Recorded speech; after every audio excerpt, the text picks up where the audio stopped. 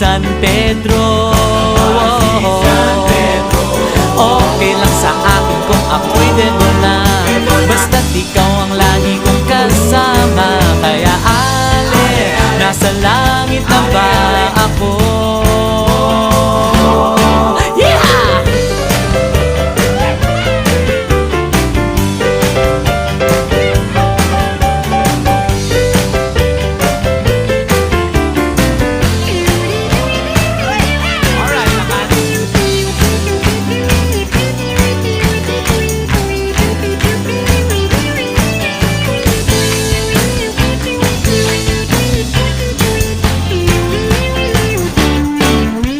Paglabas ko, niyaya ko na siyang pakasal.